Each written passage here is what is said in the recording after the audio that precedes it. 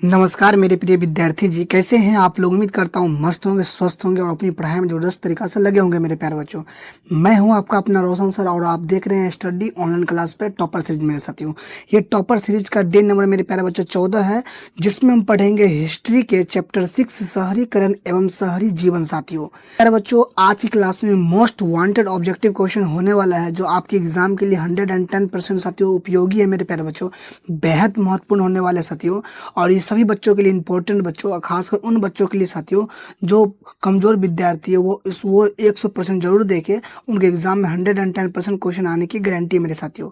सबसे पहले मेरे प्यारे बच्चों, आज की क्लास में शहरीकरण एवं शहरी जीवन के मोस्ट वांटेड ऑब्जेक्टिव करने वाले हैं, जो कि बिहार बोर्ड मैट्रिक परीक्षा में डायरेक्ट पूछे जाने वाली है साथियों। मेरे प्यारे बच्चों, इस चैप्टर से जितना ऑब्जेक्टिव बन सकता है सब करवाएंगे मेरे प्यारे बच्चों। बस सिर्फ आप लोग लगातार देखिए और सबसे पहले इस वीडियो को आप लोग शेयर कीजिए मेरे प्यारे बच्चों, दबा करके, ताकि सभी लोगों तक पहुंच सके। और इस चैनल पर पहली बार आए हैं तो आप लोग सब्सक्राइब करके बेल आइकन को ऑल पे कर लीजिए, ताकि जब भी नोटिफिकेशन आए तब आप तक तुरंत पहुंच सके साथियों। प्यारे बच्चों, आज की क्लास में हम ऑब्जेक्टिव देखेंगे, इससे ऑब्जेक्टिव जितना बन सकता है उस पर देखेंगे साथियों। और ये टॉपर सीरीज का डे नंबर 14 है मेरे प्यारे बच्चों। चलिए मेरे प्यारे बच्चों, बिना टाइम गवाए स्टार्ट करते हैं। सबसे पहला प्रश्न मेरे साथियों आप लोगों के सामने में है। एक, समांतर व्यवस्था से हटकर किस प्रकार की शहरी व्यवस्था की प्रवृत्ति बढ़ी?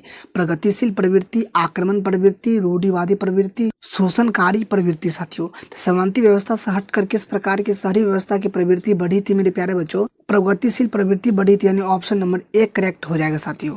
प्रश्न 2 है, शहर को आधुनिक व्यक्ति का किस प्रकार का क्षेत्र माना जाता है? सीमित क्षेत्र, प्रभाव क्षेत्र, विस्तृत क्षेत्र, सभी। तो शहर को आधुनिक व्यक्ति का किस प्रकार का क्षेत्र माना जाता है साथियों? तो प्रभाव क्षेत्र माना जाता है, यानी ऑप्शन नंबर यहाँ पे बी करेक्ट हो जाएगा। प्रश्न 3 है मेरे साथियों। प्रश्न 3, अस्थायी कृषि के प्रभाव से कैसा जवाब संभव हुआ? संपत्ति, ज्ञान, शांति, बहुमूल्य धातु साथियों। तो अस्थायी कृषि के प्रभाव से कैसा जवाब संभव हुआ? तो संपत्ति हुआ था, यानी ऑप्शन नंबर 1 करेक्ट हो जाएगा मेरे साथियों। चलिए प्रश्न 4, थोड़ा प्रश्न आगे पीछे हो गया साथियों। प्रश्न 4 है, एक प्रतियोगी एवं उद्यमी प्रवृत्ति से प्रेरित किस प्रकार की अर्थव्यवस्था लागू की गई मेरे प्यारे बच्चों? तो जीवन निर्वाह अर्थव्यवस्था, प्रधान अर्थव्यवस्था, शिथिल अर्थव्यवस्था, सभी। एक प्रतियोगी एवं उद्यमी प्रवृत्ति से प्रेरित किस प्रकार की अर्थव्यवस्था लागू की गई मेरे प्यारे बच्चों? मुद्रा प्रधान अर्थव्यवस्था लागू की गई, यानी ऑप्शन नंबर बी करेक्ट हो जाएगा मेरे साथियों। प्रश्न 5 है मेरे साथियों। जनसंख्या घनत्व सबसे अधिक कहाँ होता है? ग्राम में, कस्बे में, नगर में, महानगर में। तो जनसंख्या घनत्व सबसे अधिक कहाँ होता है साथियों? तो महानगर में होता है, ऑप्शन नंबर डी सही हो जाएगा। और ये मोस्ट इंपॉर्टेंट ऑब्जेक्टिव क्वेश्चन है मेरे साथियों आप लोगों के लिए। चलिए प्रश्न 6 को देखते हैं मेरे साथियों। प्रश्न 6 है, 1810 से 1880 तक लंदन की आबादी 10 लाख से बढ़कर कहाँ तक पहुंची मेरे साथियों? तो 20 लाख, 30 लाख, 40 लाख, 50 लाख। तो 1810 से 1880 ईस्वी तक लंदन की आबादी 10 लाख से बढ़कर 40 लाख तक पहुंच गई, यानी ऑप्शन नंबर सी करेक्ट हो जाएगा, 40 लाख मेरे प्यारे बच्चों। चलिए अगला प्रश्न को देखते हैं साथियों। प्रश्न 7 है, लंदन में अनिवार्य प्राथमिक शिक्षा कब लागू हुई? 1850 में, 1855 में, 1860 में, 1870 में। लंदन में अनिवार्य प्राथमिक शिक्षा कब लागू हुई मेरे साथियों? तो 1870 में हुई थी, यानी ऑप्शन नंबर डी सही हो जाएगा, 1870 मेरे साथियों। चलिए प्रश्न 8 को देखते हैं मेरे साथियों। 8 है, कौन सा सामाजिक वर्ग बुद्धिजीवी वर्ग के रूप में उभर कर आया मेरे साथियों? ऑप्शन ए है उद्योगपति, पूंजीपति, श्रमिक वर्ग, मध्यम वर्ग। तो कौन सा सामाजिक वर्ग बुद्धिजीवी वर्ग के रूप में उभर कर आया था साथियों? तो मध्यम वर्ग आया था, यानी ऑप्शन नंबर डी करेक्ट हो जाएगा मेरे साथियों। चलिए अगला प्रश्न को देखते हैं मेरे प्रिय विद्यार्थी जी। प्रश्न यहाँ पे 9 है, पूंजीपति वर्ग द्वारा किस वर्ग का शोषण हुआ साथियों? श्रमिक वर्ग, मध्यम वर्ग, कृषि वर्ग, सभी वर्ग। तो पूंजी वर्ग के द्वारा किस वर्ग का शोषण हुआ मेरे प्रिय विद्यार्थी जी? तो सभी वर्ग का हुआ था, यानी ऑप्शन नंबर डी सही हो जाएगा, सभी वर्ग से मेरे साथियों। प्रश्न 10, टेनेमेंटस क्या था साथियों? मोस्ट इंपॉर्टेंट क्वेश्चन है। काम चलाऊ मकान, महल, पक्के मकान, बड़े मकान। तो टेनेमेंटस क्या था साथियों? तो एक प्रकार का काम चलाऊ मकान था साथियों, जो ए नंबर ऑप्शन सही हो जाएगा मेरे साथियों। चलिए मेरे साथियों अगला प्रश्न को देखते हैं साथियों। प्रश्न 10 है, सबसे पहले भूमिगत रेल कहाँ बनी साथियों? ये मोस्ट इंपॉर्टेंट क्वेश्चन आपके एग्जाम के लिए मेरे साथियों, कि लंदन की पेंटिंगन और पेरिंग स्ट्रीट के बीच, पेरिस में, न्यूयॉर्क में, इनमें से कोई नहीं साथियों। तो पहले सबसे पहले भूमिगत रेल कहाँ बनी थी मेरे साथियों? तो लंदन की पेंडिंगटन और फेरिंग अनस्टेड के बीच बना था, यानी ऑप्शन नंबर साथियों ए करेक्ट हो जाएगा मेरे प्रिय विद्यार्थी जी।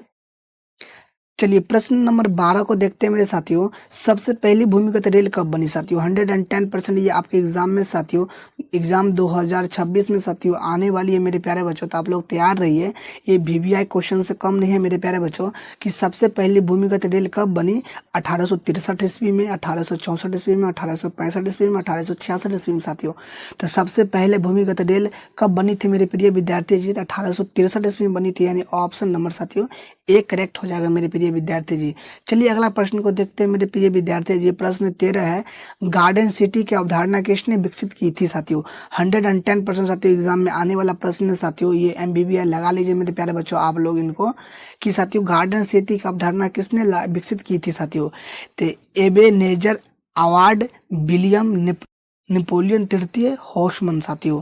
तो गार्डन सिटी का अवधारणा किसने विकसित की थी? नेपोलियन ये ने किया था, यानी ऑप्शन नंबर सी करेक्ट हो जाएगा। और अगला प्रश्न को देखेंगे मेरे प्रिय विद्यार्थी जी। प्रश्न 14 है, city of Bombay improvement trust की स्थापना कब हुई साथियों? मोस्ट वांटेड ऑब्जेक्टिव क्वेश्चन है मेरे प्यारे बच्चों कि 1898 ईस्वी में, 1899 ईस्वी में, 1995 ईस्वी में, 1992 ईस्वी में। तो city of Bombay improvement trustee की स्थापना कब हुई मेरे प्रिय विद्यार्थी जी? तो 1898 ईस्वी में हुई थी, यानी ऑप्शन नंबर एक करेक्ट आंसर हो जाएगा मेरे प्रिय विद्यार्थी जी। चलिए अगला प्रश्न को देखते हैं मेरे साथियों। प्रश्न साथियों 15 है, पटना में गोल घर किस उद्देश्य से बनाया गया था साथियों? 110% साथियों आप लोग नोटबुक में लिख लीजिए कि ये एग्जाम 2026 में मेरे प्रिय विद्यार्थी जी आएगा तो आएगा मेरे साथियों, कि ये पटना में गोल घर किस उद्देश्य से बनाया गया था साथियों? सैनिक के लिए, शस्त्र के रखने के लिए, अनाज रखने के लिए, पूजा करने के लिए साथियों। तो पटना में गोल घर किस उद्देश्य से बनाया गया था साथियों? तो अनाज रखने के लिए बनाया गया था, यानी ऑप्शन नंबर सी करेक्ट हो जाएगा। चलिए अगला प्रश्न को देखते हैं मेरे प्रिय विद्यार्थी। 16 है, पटना का प्राचीन नाम क्या था साथियों? मोस्ट वांटेड ऑब्जेक्टिव क्वेश्चन है साथियों आप लोगों के लिए साथियों, एग्जाम 2026 के लिए मेरे प्रिय विद्यार्थी जी। राजगीर, पाटलिपुत्र, पावापुरी, नालंदा साथियों। तो पटना का प्राचीनतम नाम साथियों, प्राचीन नाम क्या था? तो पाटलिपुत्र था, यानी option number B correct answer हो जाएगा मेरे प्रिय विद्यार्थी जी, पाटलिपुत्र साथियों। चलिए प्रश्न 17 को देखते हैं मेरे प्रिय विद्यार्थी जी। 17 है, गोल घर का निर्माण कब हुआ मेरे प्रिय विद्यार्थी जी? ये VVI ऑब्जेक्टिव क्वेश्चन है मेरे साथियों, आप लोग इनको याद रखिए। 1757 में, 1764 में, 1786 में, 1857 में। तो गोल घर का निर्माण कब हुआ था मेरे प्रिय विद्यार्थी जी? ये आपके एग्जाम के लिए साथियों, एग्जाम 2026 के लिए मेरे साथियों 110% मजबूत प्रश्न है साथियों, आप लोग याद करेंगे गोल घर का निर्माण कब हुआ था मेरे प्रिय विद्यार्थी जी? तो 1786 ईस्वी में हुआ था, यानी ऑप्शन नंबर सी सही हो जाएगा 1700। प्रश्न 18 और लास्ट प्रश्न साथियों, बिहार का प्राचीनतम नगर कौन है? सासाराम, दरभंगा, हाजीपुर, गया साथियों। इस क्वेश्चन का आंसर आप लोग कमेंट बॉक्स में लिखिएगा कि इसका राइट मेरे साथियों राइट आंसर क्या है मेरे प्यारे, इसका 100% राइट आंसर आप लोग कमेंट बॉक्स में दीजिए साथियों। तो ये था मेरे प्यारे बच्चों class 10th history chapter number 6 शहरीकरण एवं शहरी जीवन का मोस्ट वांटेड ऑब्जेक्टिव क्वेश्चन, जो आपके एग्जाम के लिए साथियों बेहद महत्वपूर्ण होने वाला है। तो मेरे प्यारे बच्चों आप लोगों को यह सेशन कैसा लगा आप लोग कमेंट बॉक्स में जरूर बताइएगा साथियों।